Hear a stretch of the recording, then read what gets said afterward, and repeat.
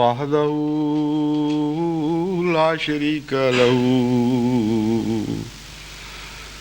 وأشهد أن محمدا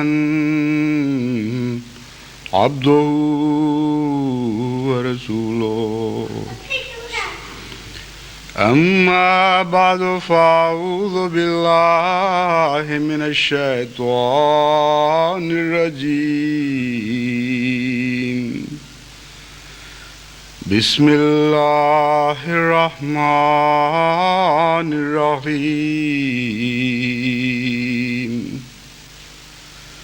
الحمد لله رب العالمين الرحمن الرحيم مالك يوم الدين إياك نعبد وإياك نستعين اهدنا الصراط المستقيم صراط الذين أنعمت عليهم غير المغضوب عليهم ولا الضالين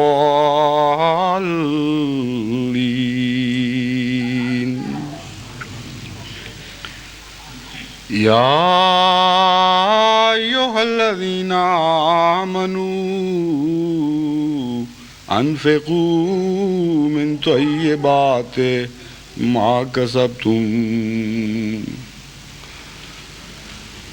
طيبات ما كسبتم ومما أخرجنا لكم من الأرض ولا تيمموا الخبيث منه تنفقون ولستم بآخذيه إلا أن تغمضوا فيه واعلموا أن الله غني حميد الشيطان يعدكم الفقر ويأمركم بالفحشاء والله يعدكم مغفرة منه وفضلا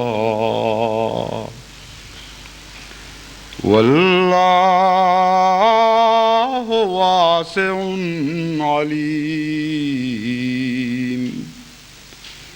يؤتي الحكمة من يشاء ومن يؤت الحكمة فقد أوتي خيرا كثيرا وما يذكر إلا أولي الألباب وما أنفقتم من نفقة أو نذرتم من نذر فإن الله يعلمه وما للظالمين من أنصار إن تبدوا الصدقات فنعما هي وإن تخفوها وتؤتوها الفقراء فهو خير لكم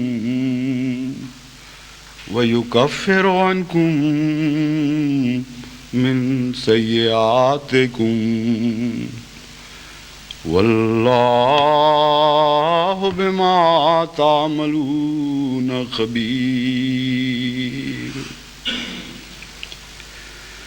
والله بما تعملون خبير ليس عليك هداهم ولكن الله يهدي من يشاء وما تنفقوا من خير فلأنفسكم وما تنفقون إلا ابتغاء وجه الله وما تنفقوا من خير يوفى إليكم وأنتم لا تظلمون للفقراء الذين أحصروا في سبيل الله لا يستطيعون ضربا في الأرض يحسبهم الجاهل أغنياء من التعفف تعرفهم بسيماهم لا يسألون الناس إلحافا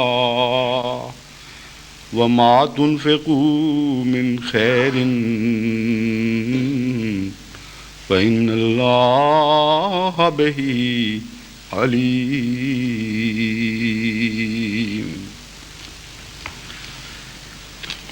یہ آیات جن کی میں نے تلاوت کی ہے یہ سورہ البقرہ کے 37ویں رکوع پر مشتمل ہیں اور 268 سے لے کر 274 تک آیات ہیں۔ ان آیات میں انفاق فی سبیل اللہ کی حکمت اور ان لوگوں کا حال بیان کیا گیا ہے جو انفاق فی سبیل اللہ سے ڈرتے ہیں یا پیچھے رہ جاتے ہیں، اور انفاق فی سبیل اللہ کا فلسفہ اور وہ تمام ضروری آداب ان آیات میں ہمیں سکھائے گئے ہیں جو انفاق فی سبیل اللہ یعنی اللہ کی راہ میں خرچ سے تعلق رکھتے ہیں۔ ان آیات کے مطالعہ سے مجھے یوں محسوس ہوا جیسے 1400 سال پہلے کسی نے جماعت احمدیہ کے آج کل کے حالات کو سامنے دیکھ کر اس کی تصویر اتاری ہو اور جماعت کے دشمنوں کی بھی کچھ جھلکیاں اس میں دے دی گئی ہوں کہ ان کا کیا حال ہے اور ان لوگوں کا کیا حال ہے۔ بڑے بڑے اچھے دنیا میں مصور ہوتے ہیں جو عکاسی میں کمال کر دیتے ہیں، تصویر کشی کو حد انتہا تک پہنچا دیتے ہیں، لیکن جیسی تصویر کشی قرآن کریم نے فرمائی ہے اس کی کوئی مثال دنیا میں اور نظر نہیں آتی۔ تصویر کشی کا کمال صداقت کے ساتھ تعلق رکھتا ہے، سچائی اور تصویر کشی کا گہرا تعلق ہے۔ جتنا سچا آرٹسٹ ہوگا اتنی اعلیٰ درجے کی اس کی تصویر ہوگی، اور کوئی آرٹسٹ بھی سچائی کا حق ادا کر نہیں سکتا کیونکہ وہ عالم الشہادہ تو ہو جاتا ہے کسی حد تک، عالم الغیب نہیں ہوتا۔ اس لیے مناظر کی سطحیں تو وہ کھینچ لیتا ہے، مناظر کے پس پردہ کیفیات اس کی نظر اور اس کے قلم سے اوجھل رہتی ہیں، مگر ہمارا خدا وہ عالم الغیب و شہادہ خدا ہے جو ظاہر کو بھی دیکھتا ہے اور اس کی بھی تصویر کشی کرتا ہے، اور باطن پر بھی نظر رکھتا ہے اور باریک در باریک لطیف کیفیات کو بھی نظر سے اوجھل نہیں رہنے دیتا۔ قرآن کریم فرماتا ہے یا ایھا الذین آمنوا انفقوا فی من طیبات ما کسبتم، اے ایمان لانے والو جو کچھ تم کماتے ہو ان میں سے طیبات خدا کے حضور پیش کیا کرو، وَمِمَّا أَخْرَجْنَا لَكُم مِّنَ الْأَرْضِ، اور ان چیزوں میں سے پیش کیا کرو جو خود ہم نے ہی تمہارے لیے زمین میں سے نکالی ہیں۔ انسان کے لیے زمین میں سے جو بھی چیزیں پیدا کی گئی ہیں ان میں سے وہ بہترین چیزیں خدا تعالیٰ نے انسان کے لیے مقدر کی ہیں، اور طیبات کا فلسفہ اس میں بیان کیا کہ کیوں تم خدا کی طرف واپس لوٹاتے ہوئے مال کو طیب کو چنا کرو، کیونکہ زمین میں کروڑوں اربوں قسم کی چیزیں پیدا کی گئی ہیں، ان میں خبیث بھی ہیں اور طیب بھی، اور جتنی طیب ہیں وہ ساری انسان کے لیے رکھی گئیں، اور جتنی خبیث ہیں وہ دوسرے ادنا جانوروں کے کام آتی ہیں، یہاں تک کہ انسان کا پھینکا ہوا فضلہ بھی دوسروں کے کام آتا ہے، اور اس فضلے کو بھی دوسرے خدمت کر کے پھر طیب میں بدل رہے ہوتے ہیں۔ تو سارا نظام کائنات اگر آپ غور کریں تو خبیث کو طیب میں بدلنے کا ایک نظام ہے، اور جب وہ طیب بن جاتا ہے تو پھر انسان کے حضور پیش ہو جاتا ہے۔ تو اللہ تعالیٰ فرماتا ہے کہ دو باتوں کو پیش نظر رکھنا۔ ایک تو یہ کہ تم ہمیں نہیں دے رہے بلکہ ہم تمہیں دے رہے ہیں، اور اگر ہم دینا بند کر دیں تو تمہارے پاس کچھ بھی نہیں رہے گا۔ اگر زمین اگانا بند کر دے، اگر آسمان برسانا بند کر دے، تو جن امور پر تم فخر کرتے ہو اور اپنا سمجھ رہے ہو ان میں سے کچھ بھی تمہارے پاس باقی نہ رہے۔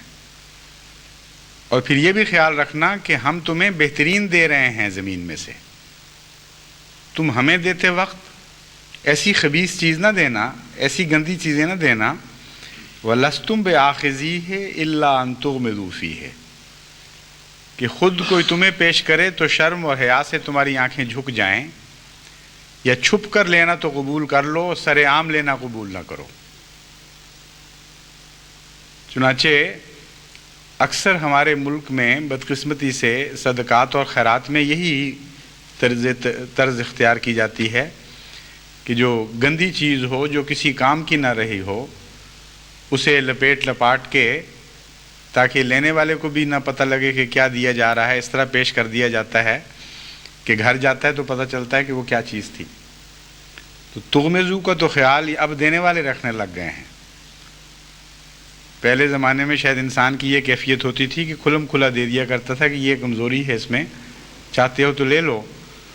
تو اس وقت نگاہیں نیچی کرنے کا سوال تھا۔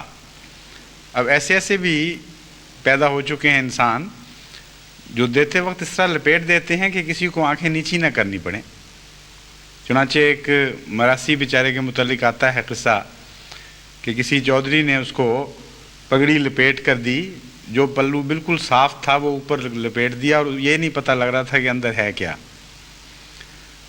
تو جا کے اس نے کھولی تو وہ تو ساری سوراخ تھی، جہاں سے ہاتھ پڑتا تھا وہ پھٹنے لگ جاتی تھی۔ خیر وہ مراسی بھی اپنا انتقام لے لیا کرتے ہیں۔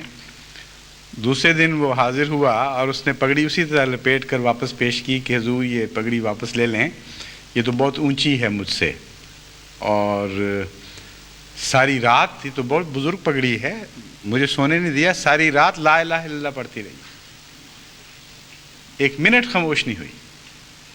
تو چودھری نے کہا بیوقوف، لا الہ الا اللہ پڑھتی رہی، محمد رسول اللہ نہیں پڑھا؟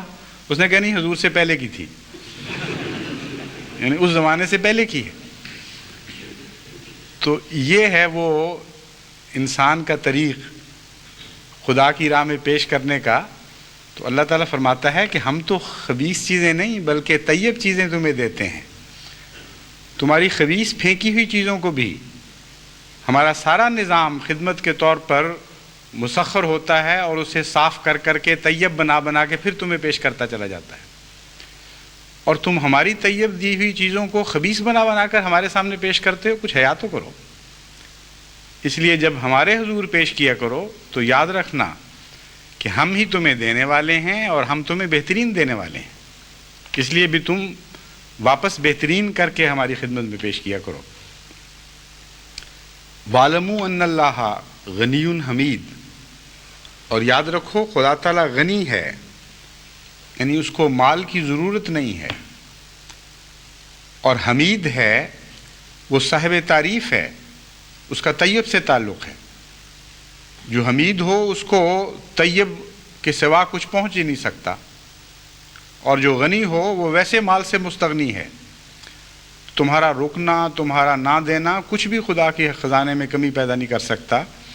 اس کے اور مقاصد ہیں، اور وہ مقاصد پھر اب خدا تعالیٰ بیان فرماتا ہے کہ ہم جو تم سے راہ خدا میں خرچ کرنے کی توقع رکھتے ہیں، تمہیں ہدایت دیتے ہیں، اس کی وجہ کیا ہے۔ دو قسم کے نظام خدا تعالیٰ نے اب یہاں بیان فرمائے ہیں، ایک شیطانی نظام اور ایک رحمانی نظام۔ فرماتا ہے الشیطان یعدکم الفقر ویامرکم بالفحشاء، شیطان تمہیں فقر سے ڈراتا ہے، اور ساتھ ہی یامرکم بالفحشاء، اور ساتھ تمہیں فحشاء کا حکم بھی دیتا ہے۔ اس میں غیر اللہ کہ اخراجات اور ان کے رجحان کی بہت ہی پیاری تصویر کھینچی گئی ہے. پیاری ان معنوں میں کہ مکمل تصویر ہے اور گہری تصویر ہے. تو حیرت کے ساتھ آپ اس کو آیت کو غور سے پڑھیں اور سنیں تو حیرت کے ساتھ دیکھیں گے کہ کس تفصیل کے ساتھ ان لوگوں کا نقشہ کھینچا گیا ہے جو اللہ تعالیٰ کی راہ میں خرچ کرنے کی توفیق نہیں پاتے. ایک طرف تو شیطان ان کو فقر سے ڈراتا ہے کہ تمہارے پاس کیا رہے گا. دوسری طرف ایسے اخراجات پر اکساتا ہے جو انسانی ضروریات سے زائد بلکہ مضر ہیں، یعنی فحشاء کی تعلیم دیتا ہے. ان کو گندی اور بے حیا زندگی بسر کرنے پر اکساتا ہے اور ساتھ یہ ڈراتا ہے کہ اگر تم نے کچھ راہ خدا میں خرچ کیا تو یہ عیش پھر کیسے کرو گے. تو یہ معنی ہیں الشیطان یعدکم الفقر و یامرکم بالفحشاء. تمہیں حکم یہ دیتا ہے کہ فحشاء کی زندگی بسر کرو، اور فحشاء کی زندگی بسر کرنے کے لیے تو پھر پیسے زیادہ چاہیے. راہ خدا میں خرچ کرنے والے بیچارے کہاں سے وہ پیسے سمیٹیں گے اور کہاں سے پیسے بچائیں گے عیاشیوں کے لیے. تو اللہ تعالیٰ فرماتا ہے اس کا یہ طریقہ کار ہے. دو طرح سے تمہیں مارتا ہے.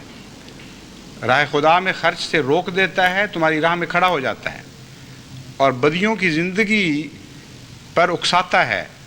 ہر طرح سے تم اس کے مشورے میں آ کے مارے جاتے ہو. انفاق فی سبیل اللہ اس کے بالکل برعکس نتائج پیدا کرتا ہے، اور وہ تمہارے لیے ہیں، تمہارے اپنے فائدے کے لیے ہیں. واللہ یعدکم مغفرۃ منہ وفضلا. بعض دفعہ قرآن کریم اس طرح مضمون ملاتا ہے کہ جو اول مذکور ہے اس کو اول سے ملا دیتا ہے، جو بعد میں ذکر ہوا ہے اس کو بعد سے ملا دیتا ہے. لف و نشر مرتب کہتے ہیں اس کو، یعنی اسی ترتیب سے ذکر کرتا ہے. بعض دفعہ آخری لفظ کو پہلے لے لیتا ہے اور پہلے بیان کردہ کو بعد میں لے لیتا ہے، اور اس میں ایک حکمت ہوتی ہے. چنانچہ یہاں یہی دوسرا طریق اختیار فرمایا ہے. شیطان نے فقر یعنی غربت اور تنگ دستی کا ڈراوا دیا، اس کے مقابل پر فضل آتا ہے لفظ، یعنی خدا کثرت سے تمہیں عطا فرمائے گا، تمہاری دولت کو بڑھائے گا، تمہارے رزق میں برکت دے گا. تو یہاں فضل کو خدا نے بعد میں رکھا، اور فحشاء کے مقابل پر جو مغفرت آتی ہے مغفرت کو پہلے ذکر کر دیا. یعنی شیطان تو فقر سے ڈراتا ہے اور فحشاء کا حکم دیتا ہے. اللہ تعالیٰ مغفرت کا وعدہ کرتا ہے اور فضل کا وعدہ کرتا ہے. تو ترتیب الٹ دی ہے مضمون کی، اور اس میں ایک گہری حکمت ہے. سب سے اہم بات مغفرت ہے خدا کے نزدیک. دنیا کی دولت اور پیسے یہ کوئی بھی حقیقت نہیں رکھتے اللہ کی مغفرت کے مقابل پر.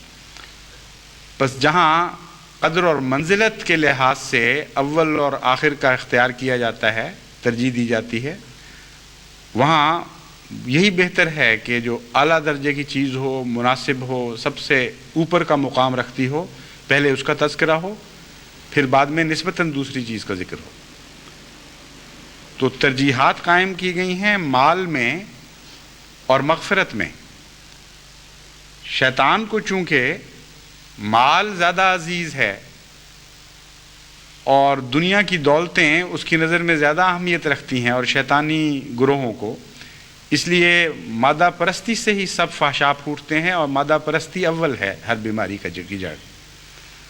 چنانچہ وہاں مال کا پہلے ذکر کر دیا اور باقی چیزوں کا بعد میں ذکر فرمایا. ایک تو یہ حکمت ہے کہ مغفرت کی اہمیت ہے. اللہ تعالیٰ فرماتا ہے کہ وہ فحشاء کی تعلیم دیتا ہے اور میں تمہیں مغفرت کی طرف بلاتا ہوں. یعنی بجائے اس کے کہ گناہوں میں آگے بڑھائے اسلام کی تعلیم، جو گناہ تم سے پہلے سرزد ہو چکے ہیں ان کے بوجھ بھی کم کرتی ہے. ایسے رستوں کی طرف بلاتی ہے کہ جس سے تمہارے گناہ بخشے جائیں. تو جب تم اموال خرچ کرتے ہو اللہ کی راہ میں، تو اس کا سب سے بڑا اہم فائدہ تمہیں یہ پہنچتا ہے کہ تمہارے گناہ بخشے جاتے ہیں اور تمہیں مغفرت نصیب ہوتی ہے. اور آخر پر جا کر اس مضمون میں ایک اور ایک نئی بات بھی پیدا فرما دی، وہ اس کا موقع پر آ کے ذکر کروں گا۔ وفضلا، اور فضل بھی ملتا ہے اللہ کی طرف سے، غربت نہیں آیا کرتی خدا کی راہ میں خرچ کرنے والوں پر، یہ ضمناً ذکر فرما دیا۔ اللہ تعالیٰ کی طرف سے تمہیں اتنی دولتیں عطا ہوں گی، اتنے اموال دیے جائیں گے کہ شیطان ہر لحاظ سے جھوٹا ثابت ہوگا۔ تم شیطان کا انکار کرو تو تم فقر کا انکار کر رہے ہوگے، تم شیطان کا انکار کرو تو تم فحشاء کا انکار کر رہے ہوگے، اور اس کے برعکس نتائج تمہارے سامنے ظاہر ہوں گے۔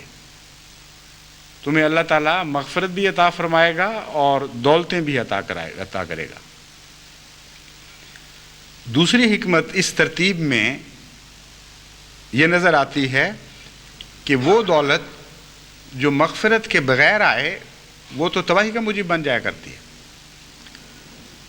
پہلے گناہ صاف ہونے چاہیے، پھر دولتیں نصیب ہونی چاہیے۔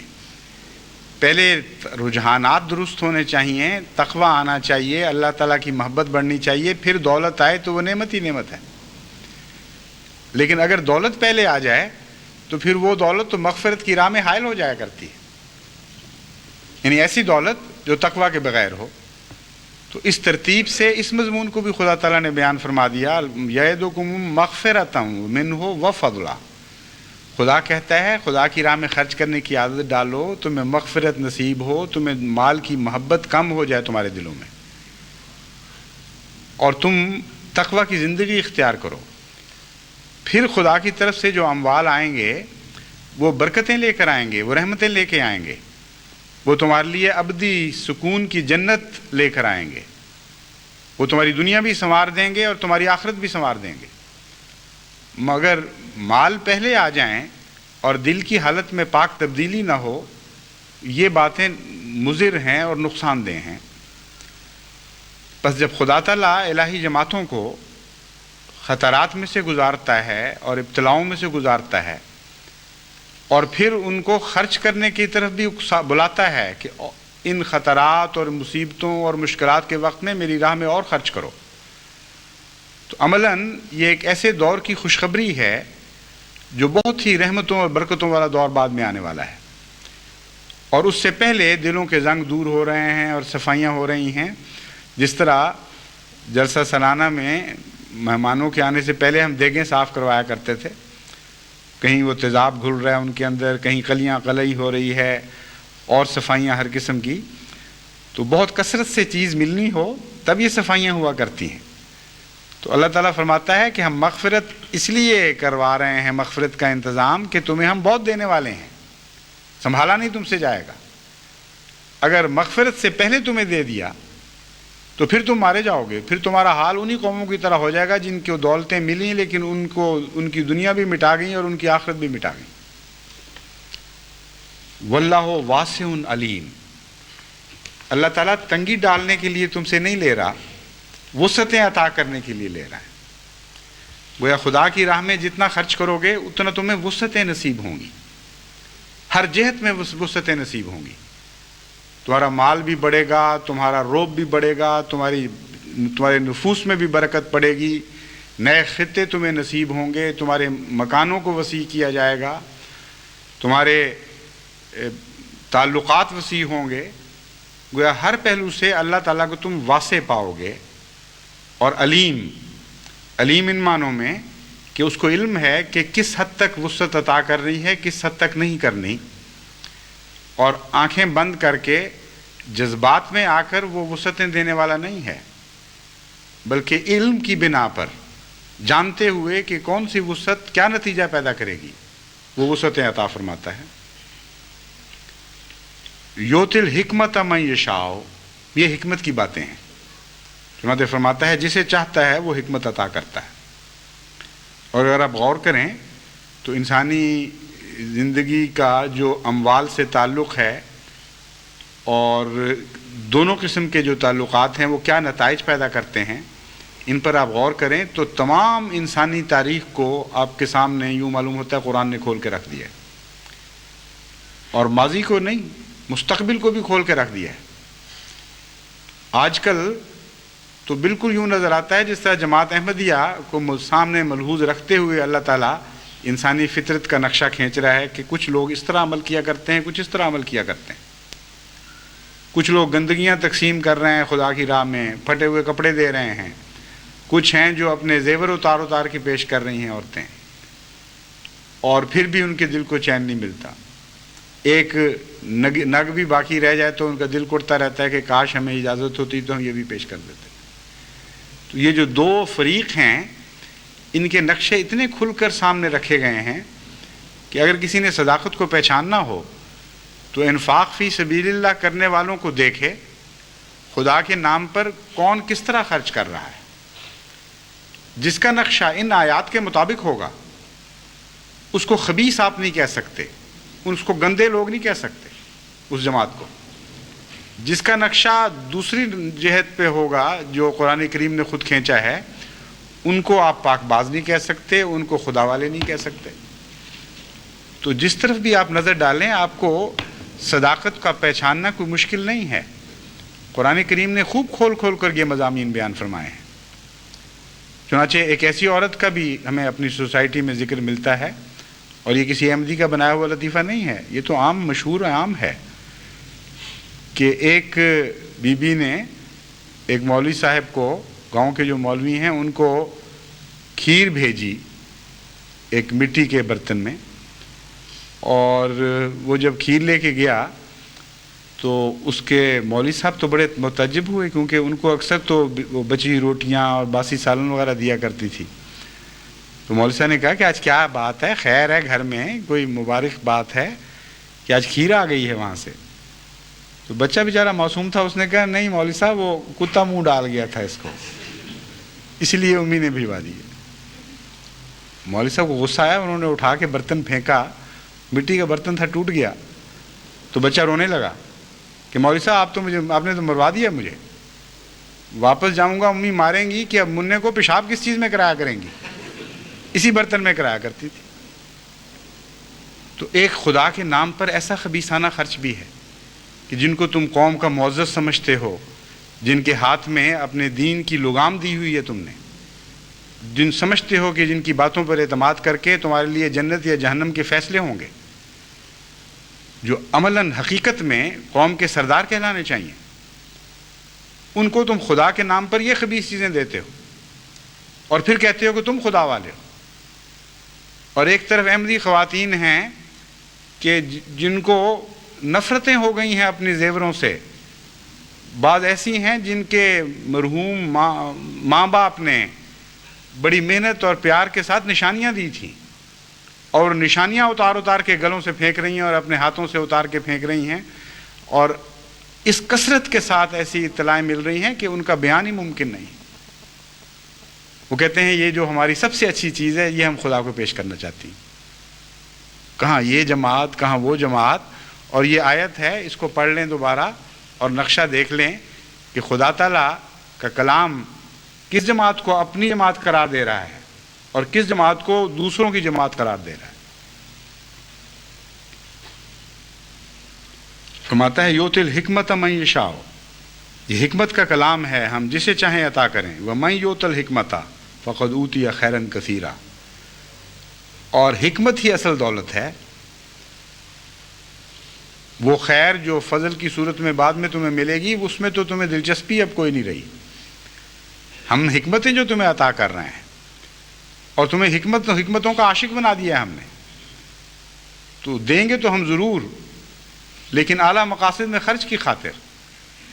تمہاری تمنا پوری ہوگی حکمتوں کے نتیجے میں جو ہم تمہیں عطا کرتے ہیں، کیونکہ تمہارے نزدیک سب سے بڑی دولت اللہ کی طرف سے عطا کردہ حکمت ہے. وَمَا تَذَكَّرُ إِلَّا أُولِو الْأَلْبَابِ، اور یہ باتیں صاحب عقل لوگوں کے سوا کسی کو نہیں سمجھ آیا کرتی. فرماتا ہے جہاں تک اس بات کا تعلق ہے کہ تم خدا کی راہ میں جو خرچ کرتے ہو تو وہ خرچ کسی کے علم میں بھی آیا ہے کہ نہیں، تو اللہ فرماتا ہے وَمَا أَنفَقْتُم مِّن نَفَقَةٍ، جو تم خرچ کرتے ہو، اور نَذَرْتُم مِّن نَذْرٍ، اور جو خرچ کی تمنا رکھتے ہو.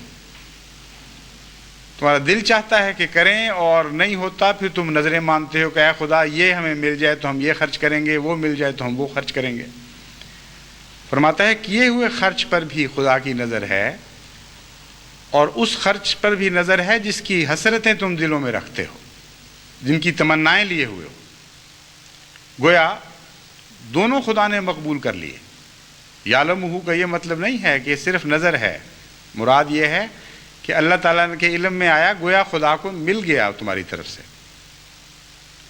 وَمَا لِلظَّالِمِينَ مِنْ أَنصَارٍ، اور ظالموں کے لیے تو کوئی مددگار نہیں ہوا کرتا، مراد یہ ہے تمہارے لیے تو ضرور مددگار آئیں گے۔ ہم تو ظالموں کو نہیں مدد دیا کرتے، لیکن ایسے پیاروں کو جو ہماری خاطر خرچ کرتے ہیں اور پھر خرچ کی اتنی تمنا رکھتے ہیں، یہ کیسے ہو سکتا ہے کہ ہم ان کو مدد کے بغیر چھوڑ دیں؟ ان تبدوا الصدقات فنعما ہی وان تخفوها وتؤتوها الفقراء فهو خیر لکم ویکفر عنکم من سیئاتکم۔ اب صدقات تم اگر کھلم کھلا پیش کرو تاکہ لوگوں میں تحریک پیدا ہو اور خدا کی راہ میں ایک دوسرے سے بڑھ کر اموال خرچ کیے جائیں، تو یہ بھی بہت اچھی نیت ہے۔ اور اگر تم چھپا کر غریبوں میں اس طرح دو کہ کسی کی نگاہ نہ پڑے، تو یہ بھی تمہارے لیے بہتر ہے۔ خیر الکم سے مراد یہ ہے کہ تمہیں اس خطرے سے بچائے گی یہ بات کہ تم میں ریا پیدا ہو جائے، تم میں دکھاوا آ جائے اور بظاہر نیکی پر خرچ کر رہے ہو لیکن عملاً اپنی انانیت کے اوپر خرچ کر رہے ہو۔ ان خطرات سے بچ جاؤ گے۔ واللہ بما تعملون خبیر، اور جس طرح بھی تم خرچ کرو گے یہ یاد رکھ لینا کہ اللہ کی اس پر نظر ہے۔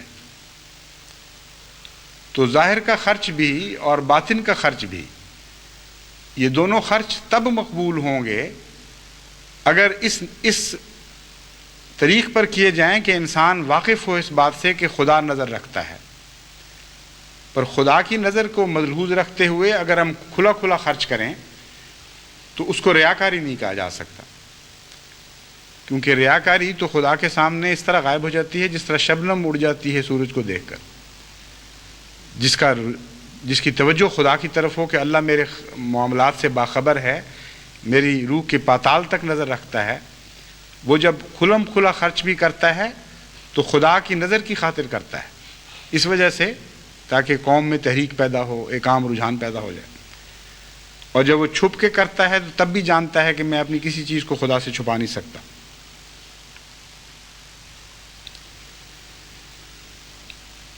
پھر فرماتا ہے اللہ تعالیٰ لیسا علیک ہداہم ولکن اللہ یہدی من یشاء، کہ اے محمد صلی اللہ علیہ وآلہ وسلم،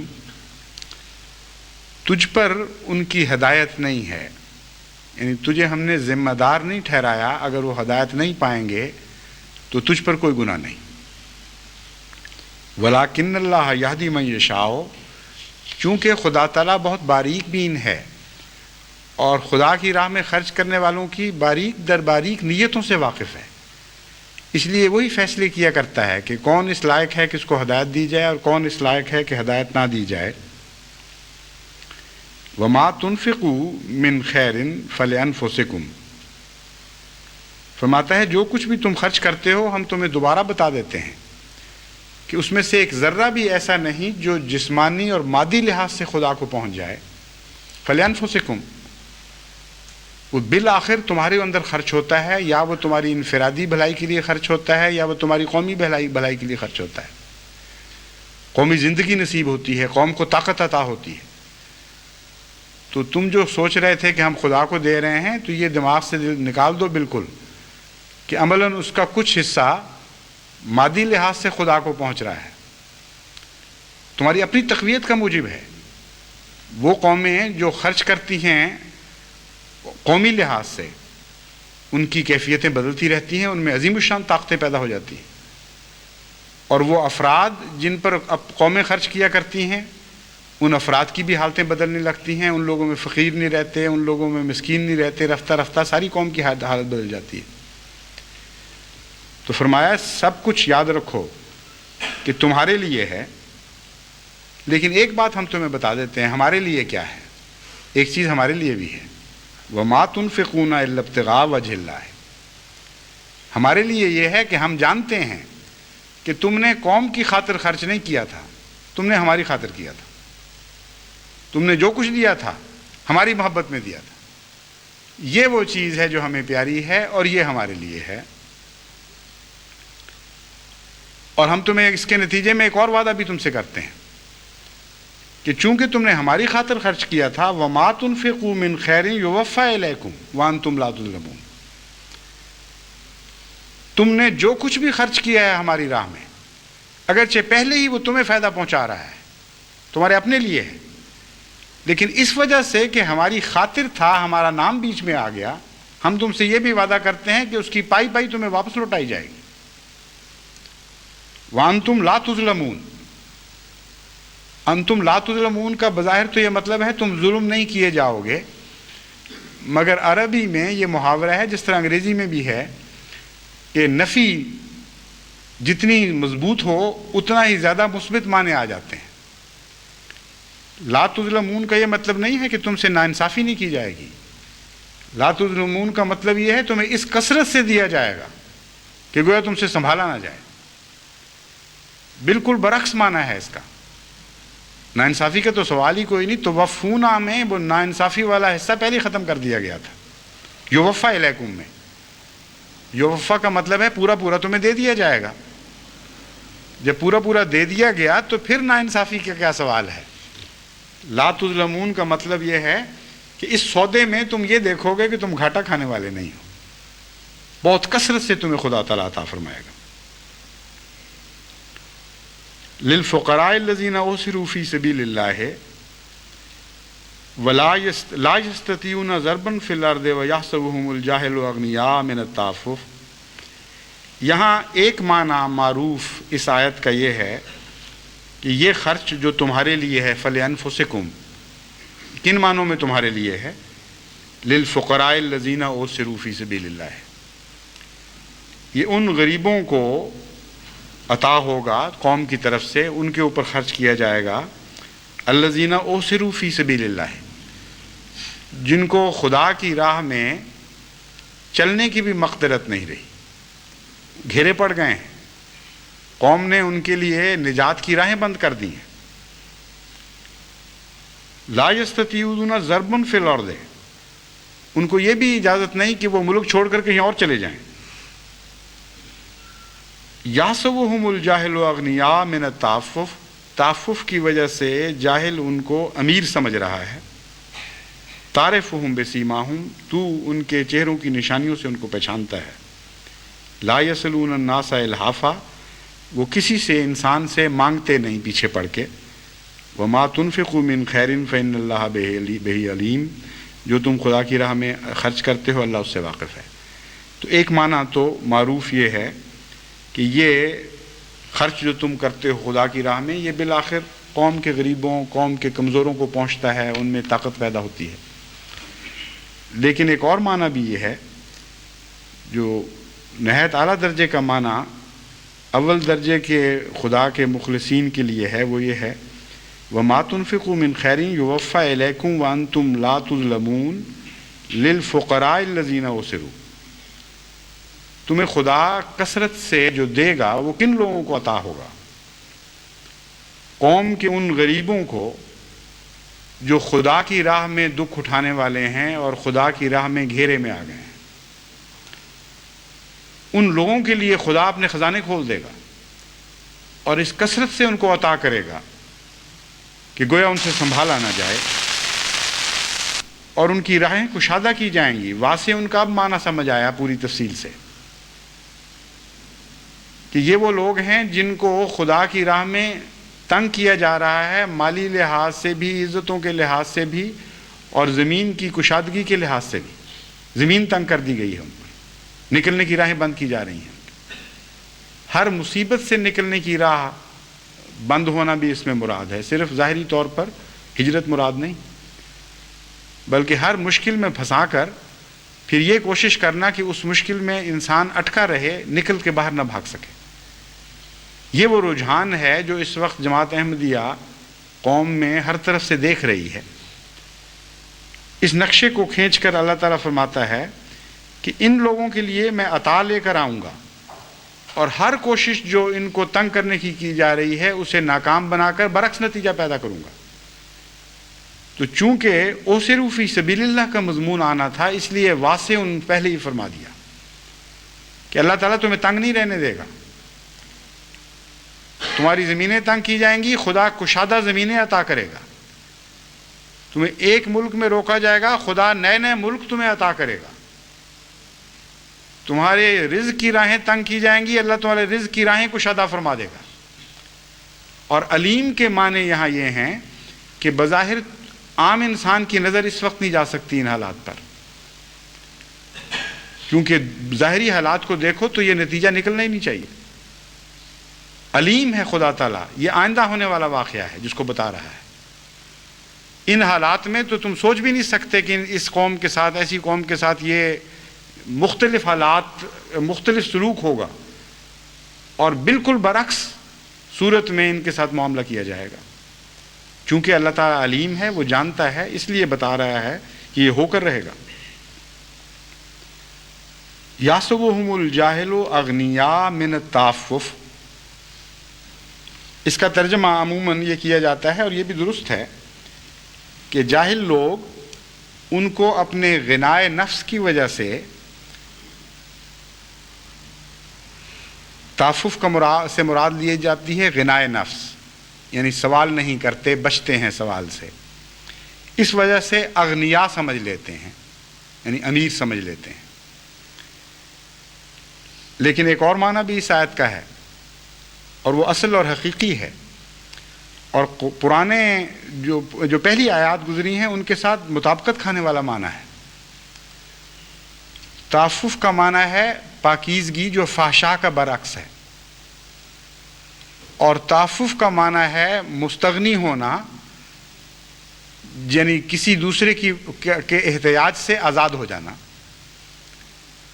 تو یہاں الہی جماعتوں کا ایک حیرت انگیز نقشہ کھینچا گیا ہے جو شیطانی کوشش کے بالکل برعکس ہے، اور یہ اسی آیت کی ایک برعکس تصویر کھینچی گئی ہے جو پہلے گزر گئی ہے، کہ شیطان تمہیں فحشاء کی تعلیم دیتا ہے اور فقر سے ڈراتا ہے کہ تم نے تو فحشاء کی زندگی اختیار کرنی ہے، میں تمہارے دل میں تمنائیں پیدا کر چکا ہوں، اور فقر اس کی راہ میں حائل ہو جائے گا، اس لیے بچاؤ۔ اور ایسے لوگ اپنی غربت کے ڈنڈورے پیٹنے لگ جاتے ہیں بعض دفعہ، اس ڈر کے مارے بیچارے کہ کوئی ہم سے مانگ نہ بیٹھے۔ کہتے ہیں جی اتنا نقصان ہو گیا، لوگ کیا سمجھتے ہیں، وہ لوگ سمجھتے ہیں جی بڑی تجارتیں ہیں، یہ نہیں نہ پتا کہ آگے سے نقصانات کتنے ہوتے ہیں۔ لوگ سمجھتے ہیں بڑی تنخواہ مل رہی ہے، لیکن پھر ٹیکس، پھر اخراجات، پھر سفید پوشیاں، اچھا بھلا خدا نے رزق عطا کیا ہوتا ہے، اور وہ تعفف وہ بھی ایک اختیار کرتے ہیں برعکس قسم کا۔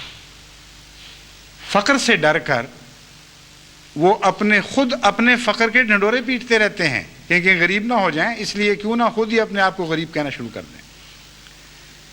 اللہ تعالیٰ فرماتا ہے کہ وہ جاہل دیکھو اپنے آپ کو خود فقیر بنا کے ظاہر کر رہے ہیں کہ مارے جائیں گے، ہم خرچ کریں گے۔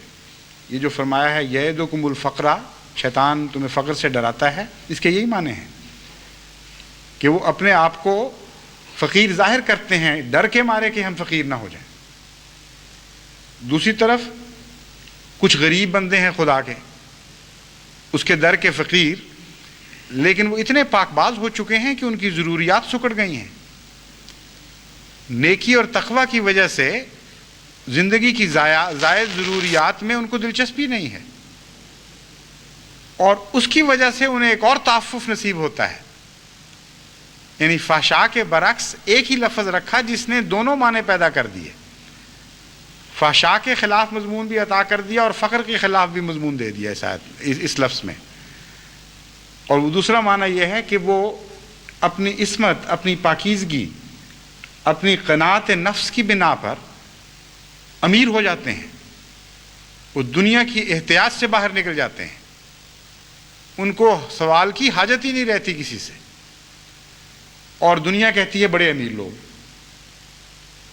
چنانچہ جماعت احمدیہ کے متعلق بیان ہی یہی ہو رہا ہے آج کل، بڑی بڑی تیل کی دولتیں ہیں لوگوں کو نصیب، بڑی بڑی دنیا کی تجارتیں ہیں حکومتوں کے قبضے میں، اور انڈسٹریز ہیں، بڑی بڑی امیر قومیں ہیں، لیکن ان لوگوں سے بھی جب آپ بات کریں تو کہتے ہیں جماعت احمدیہ بڑی امیر ہے۔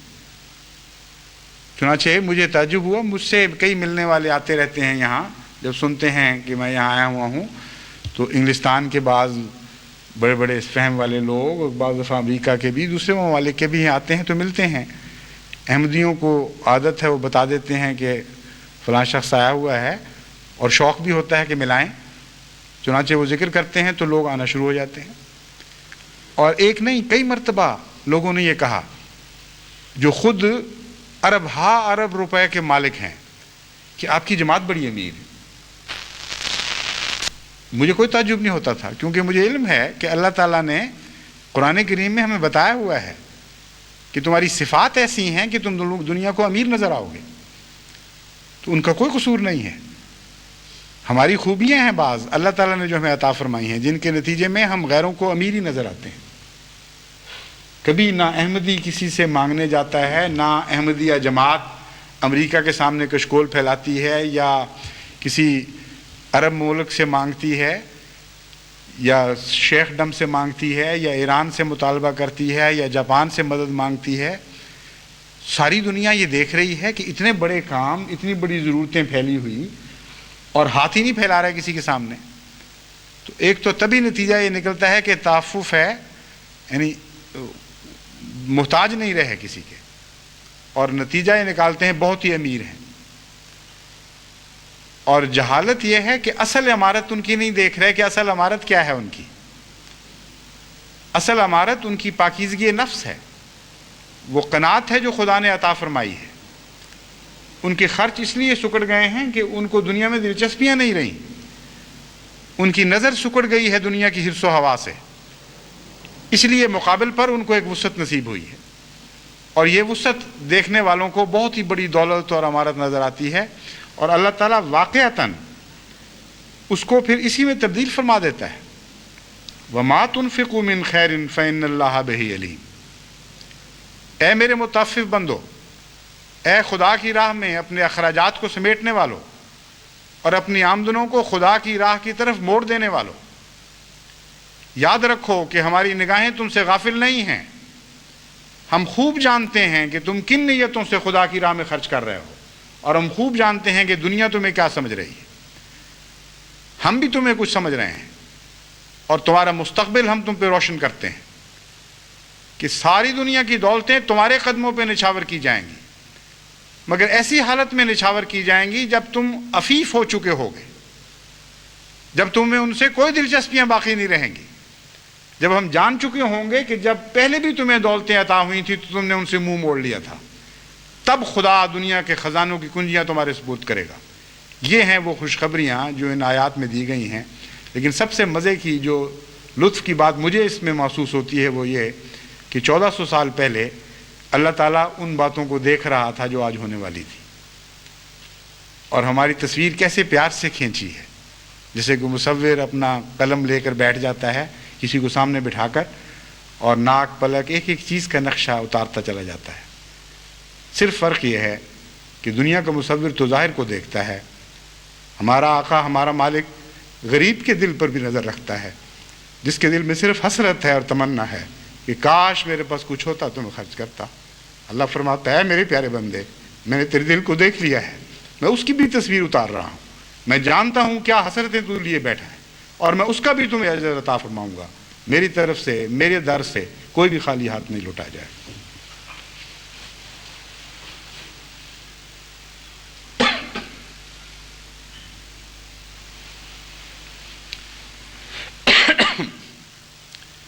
الحمدللہ نحمدہ ونستعینہ ونستغفرہ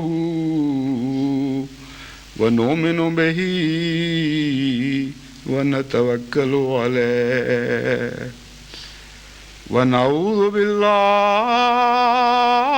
من شرور انفسنا ومن سیئات اعمالنا من يهده الله فلا مضل له